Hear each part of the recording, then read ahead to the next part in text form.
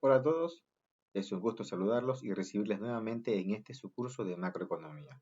Mi nombre es Oscar Calderón y para esta semana número 5 vamos a revisar los contenidos sobre finanzas, ahorro e inversión. Por lo extenso de este capítulo vamos a dividirlos en dos partes. Esta primera parte vamos a describir sobre los flujos de fondos de los mercados financieros, es decir, vamos a comentar sobre las instituciones y los mercados financieros.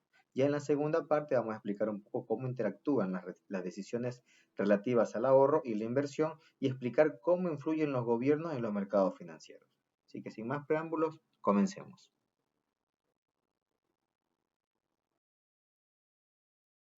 Instituciones y mercados financieros. Las instituciones y los mercados financieros que vamos a examinar a lo largo de este video juegan un rol crucial en la economía, ya que proporcionan los canales a través de los cuales fluye el ahorro para financiar la inversión en nuevo capital que permite el crecimiento económico.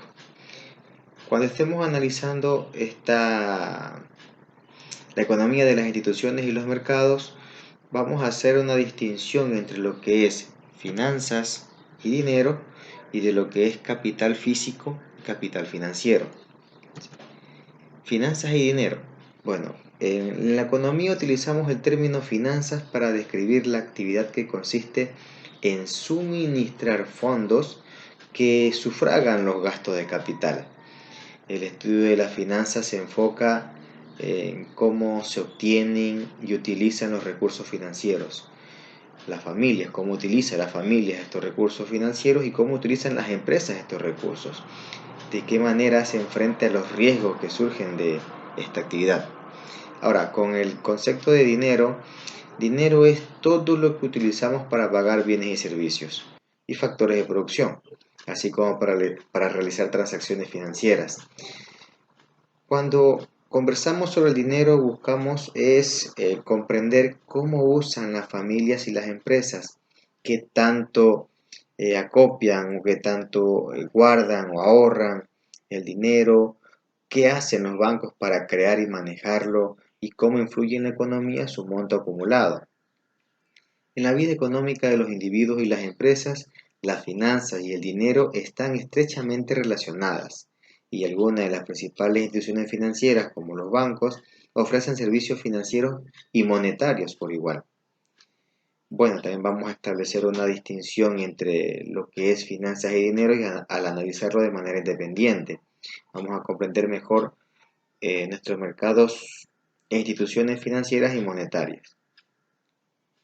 Ahora, en la parte de capital físico y capital financiero, los economistas distinguen que entre el capital físico y el capital financiero hay cierta diferencia conceptual y práctica, la cual definiremos de la siguiente manera. El capital físico se refiere a las herramientas, instrumentos, maquinarias, inmuebles y demás artículos que se han producido en el pasado que se usan hoy para producir bienes y servicios. Los inventarios de mercadería prima, los bienes semiterminados y los componentes forman parte del capital físico. Ahora, los fondos que las empresas utilizan para comprar capital físico se denominan capital financiero. Entonces, a lo largo de la función de producción agregada que ya analizamos, la cantidad de capital es fija.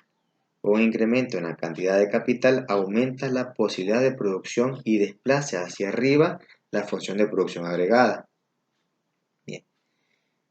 Continuando con las instituciones y mercados financieros, ahora vamos a revisar algo de capital e inversión.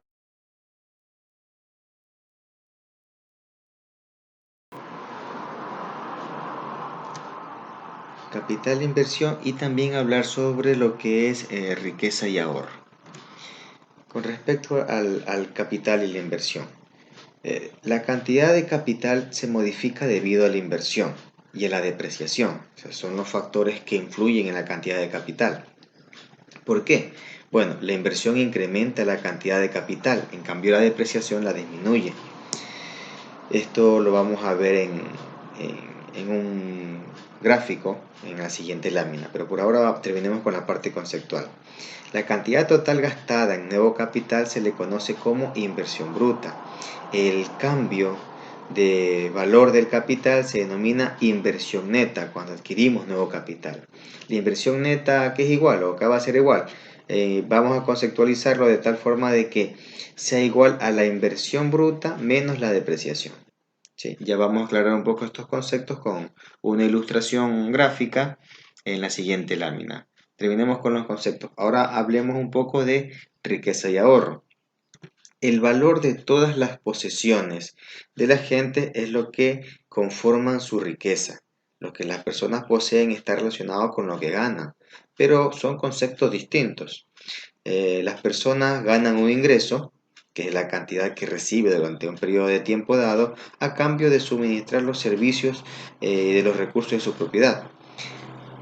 El ahorro, en cambio, es la cantidad de ingreso que no se paga como contribución fiscal y que no se gasta en el consumo de bienes y servicios. El ahorro incrementa la riqueza, claro está, y esta aumenta también cuando se eleva el valor de mercado de los activos, es decir, cuando existe ganancia de capital, o es a lo que llamamos ganancia de capital. Pero sin embargo, disminuye cuando el valor de mercado de los activos se reduce. Ahí incurrimos en lo que es pérdida de capital. ¿Ok? Les había mencionado, para aclarar un poco del tema del capital e inversión, analicemos la siguiente gráfica. Entonces, tenemos capital en miles de dólares de 10, 20, 30, 40 mil dólares y tenemos el tiempo, una línea de tiempo que vamos a simplificar a un año para efectos del ejemplo. Entonces, si tenemos esos datos, decimos que el 1 de enero una compañía, una empresa cualquiera, tenía una maquinaria por valor de 30 mil dólares. Ese era su capital inicial. ¿Sí? A lo largo del 2012, el valor de mercado de la maquinaria de esta empresa se redujo a 67%. Vamos a ir señalando estos valores de este gráfico con datos numéricos. Entonces, repetimos, el capital inicial en el 1 de enero era de 30.000 y durante el 2012 se redujo a 37%, se redujo a 20.000 dólares. Tras esta depreciación, la máquina de esta empresa se evaluó en 10.000 dólares. Ahora, durante el 2012 también, esta empresa adquirió o gastó 30.000 dólares en equipo nuevo. Esta cantidad es la inversión bruta de la empresa. Pues, para el 31 de diciembre del 2012, la empresa tenía un capital valuado en 40.000 dólares. Así que su capital había aumentado o se había incrementado en 10.000. ¿Por qué? Porque hay que considerar el efecto también de la depreciación que ocurrió durante este periodo.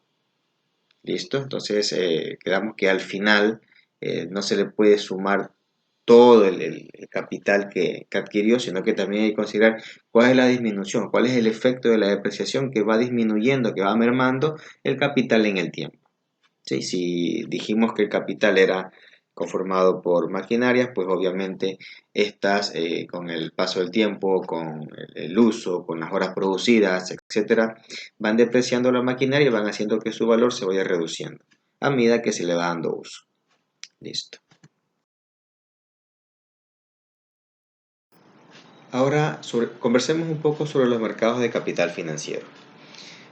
Los mercados de capital financiero podemos mencionar que se basan en el ahorro, es decir, el ahorro es la fuente de los fondos que se utilizan para financiar la inversión.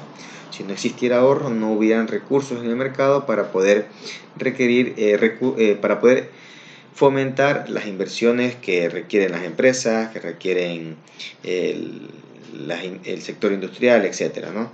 Y esos fondos son ofertados y demandados en tres tipos principales de mercados financieros: el mercado de crédito, el mercado de bonos y los mercados accionarios. Conversemos un poco sobre cada uno de estos. El mercado de crédito.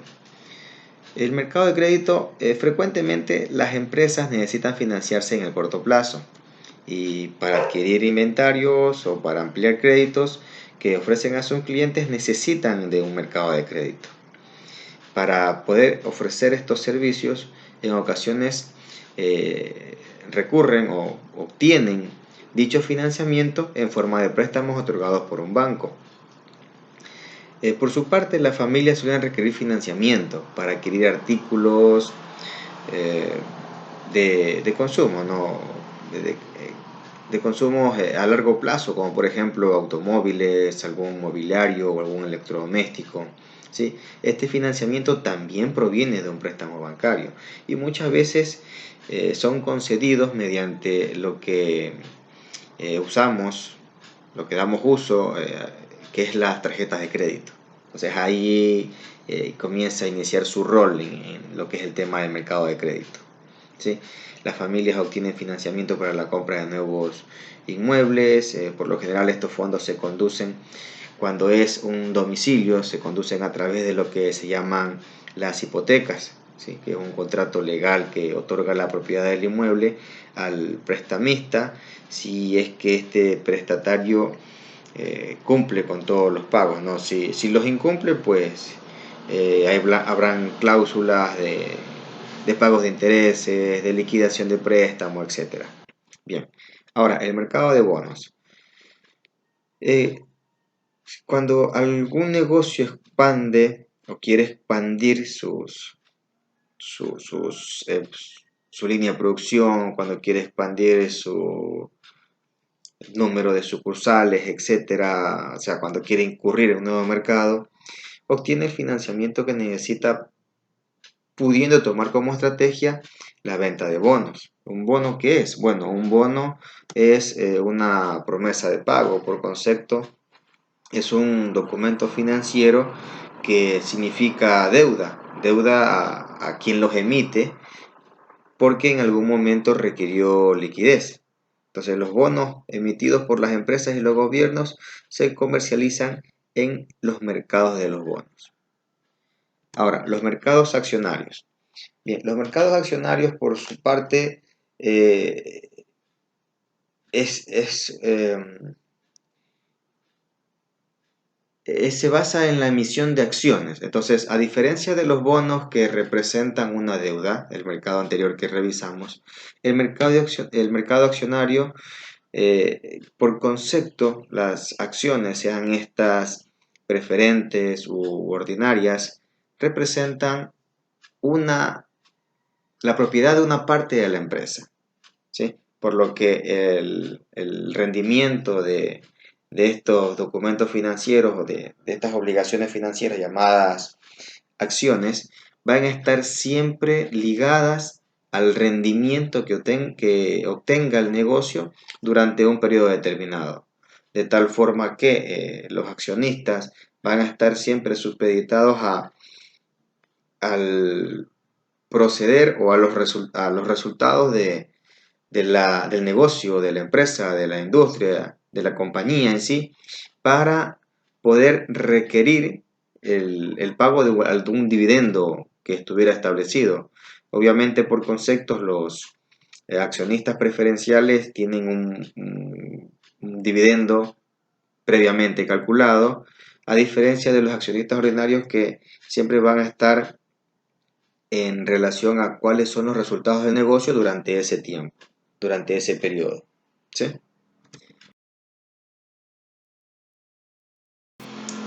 Las instituciones financieras. Los mercados financieros son altamente competitivos debido al rol que juegan en ellos las instituciones financieras. Una institución financiera es una empresa que opera en ambos lados de los mercados de capitales financieros. A veces funcionan como prestatarios en un mercado y en otras como prestamistas, ¿sí? Las principales instituciones financieras que vamos a abordar en este momento serán los bancos comerciales, los prestamistas hipotecarios, los fondos de pensiones y las compañías de seguro. Los bancos comerciales. Bien, los bancos comerciales son instituciones financieras que aceptan depósitos, que ofrecen pago de servicios y otorgan créditos a empresas e individuos. Las empresas que podemos estar utilizando nosotros para realizar transacciones bancarias y que nos dan, por ejemplo, nos facilitan nuestra tarjeta de crédito. Es un banco comercial. Entonces, estas instituciones juegan un papel muy relevante en el sistema monetario. Eh, También los bancos comerciales se reconocen como aquellas empresas que pueden estar proporcionando las hipotecas, inclusive no solamente para las familias, sino también para los bancos en sí. El conjunto en bonos respaldados por hipotecas que se emiten y que se venden en un mercado de bonos como hablamos en la lámina anterior. Bien. Ahora, los préstamos hipotecarios son respaldados por muchas veces por los gobiernos. Entonces el gobierno puede estar respaldando una serie de emisiones de Estado, de bonos, perdón, porque requirieron de liquidez, entonces los emiten. Muchas veces el consumidor final no es una persona natural, sino que puede ser también inclusive un banco, alguien que vea una oportunidad de negocio, o más bien vea la seguridad, puesto que se supone, en teoría, de que algún bono de gobierno, especialmente en Estados Unidos, ¿no? La emisión de bonos se considera cero riesgo porque sus obligaciones siempre han sido canceladas en el tiempo que se estipula. Bien. Ahora, en los fondos de pensiones. Los fondos de pensiones son instituciones financieras que emplean la compra de bonos y acciones. ¿Para qué? Para contribuir con un fondo, para estructurar un fondo para el retiro que ocurre en los trabajadores de una empresa. Entonces, los bonos respaldados por hipotecas están entre los activos de estos fondos de pensiones. Algunos fondos de pensiones llegan a ser muy grandes y juegan un rol activo en las empresas de las cuales muchas personas son accionistas, ¿no? Ahora, las compañías de seguros. Las compañías de seguros permiten que tanto las empresas como las familias puedan afrontar ojo, un riesgo que puede ocurrir, ¿no?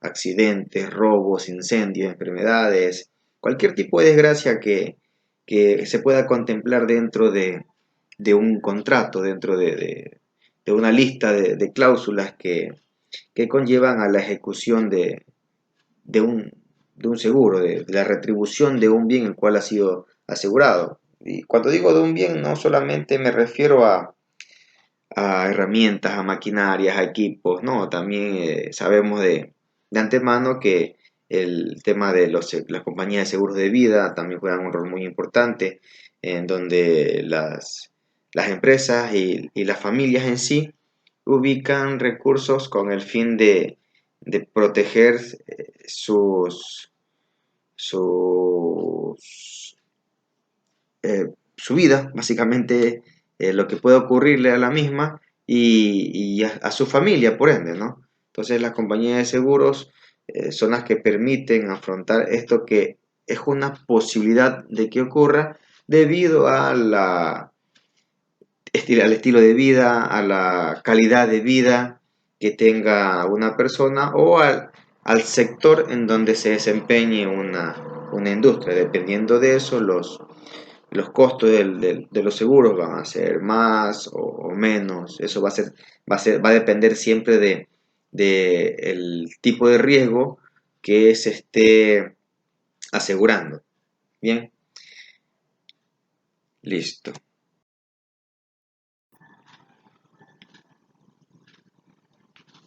Valores netos en las instituciones financieras. A ver, en el caso de las instituciones financieras, el valor neto es el valor de mercado de lo que prestan, menos el valor de mercado de los créditos en que han incurrido, ¿sí? Entonces, si el valor neto del cual estábamos hablando es positivo, la institución es solvente, pero si es negativo, la institución es insolvente y debe declararse en quiebra porque no puede cumplir con esos compromisos. ¿La pérdida sobre quién va a recaer? Bueno, obviamente sobre los propietarios de una institución financiera eh, insolvente, ¿no? Son lo que ya conversamos, por lo general son los accionistas.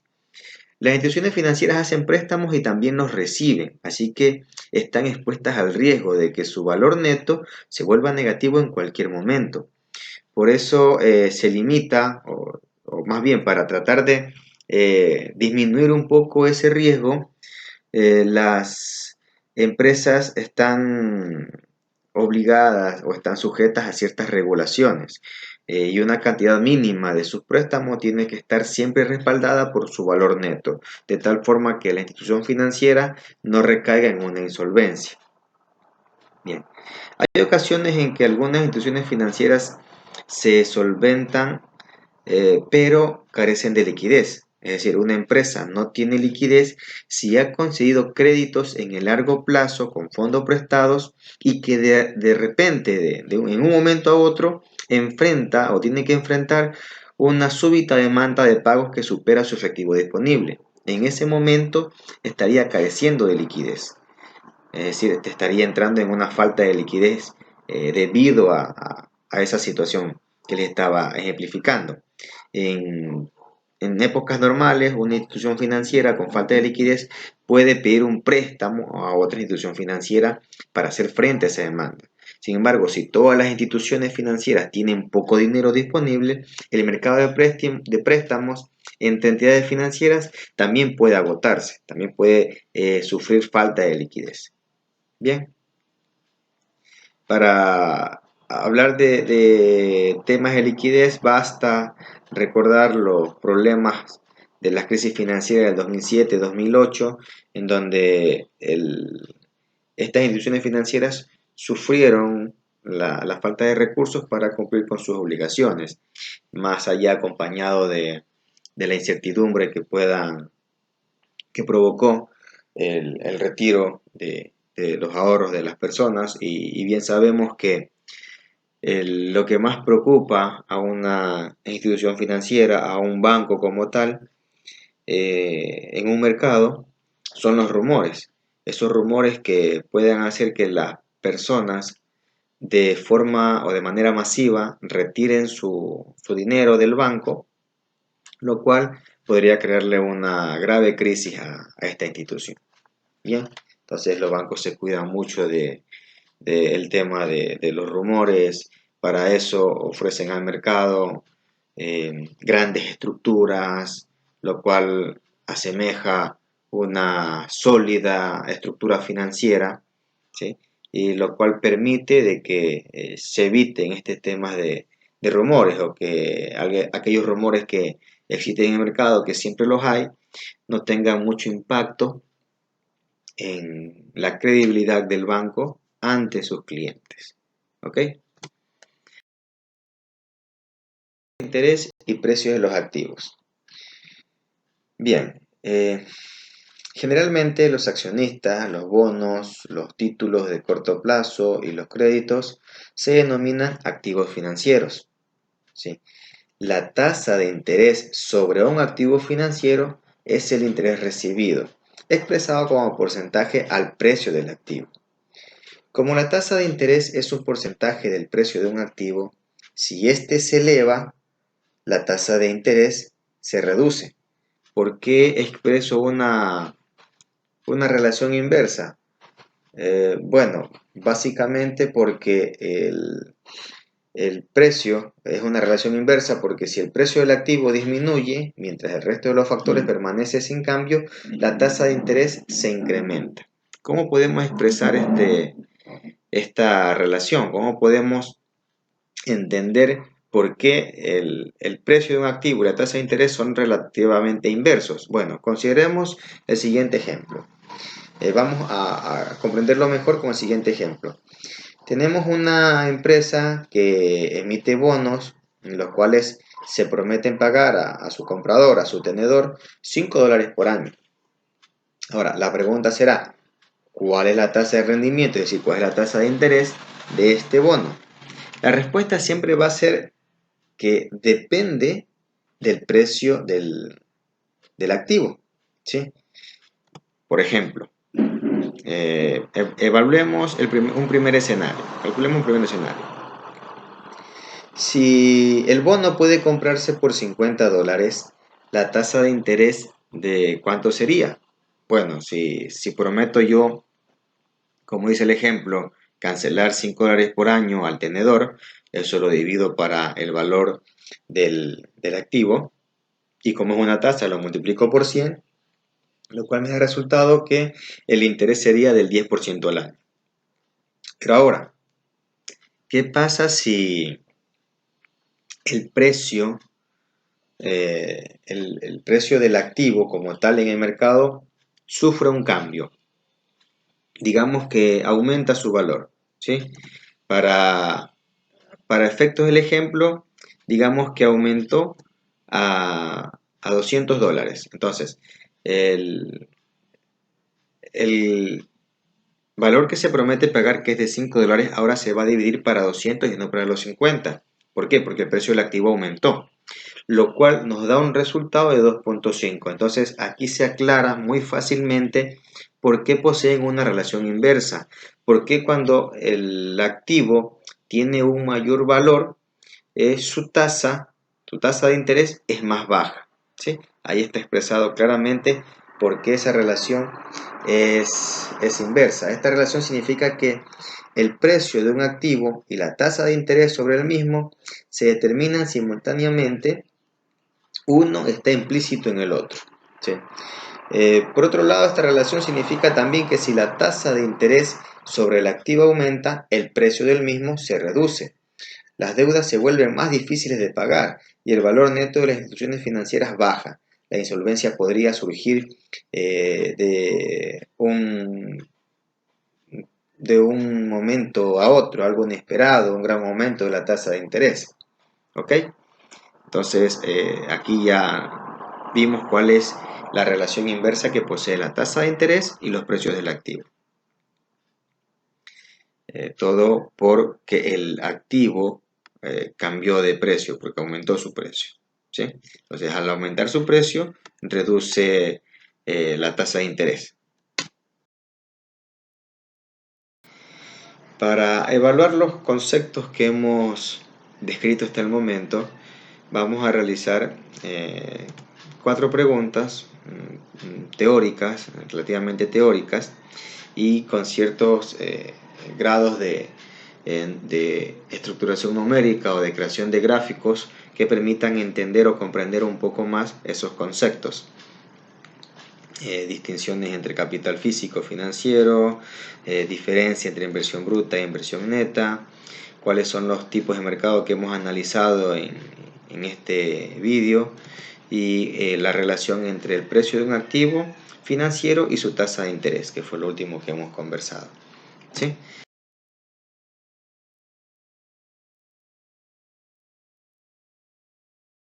Contenido, vamos a aprender cómo se determinan los precios y las tasas de interés en los mercados financieros, pero eso lo veremos en una siguiente ocasión. Muchas gracias.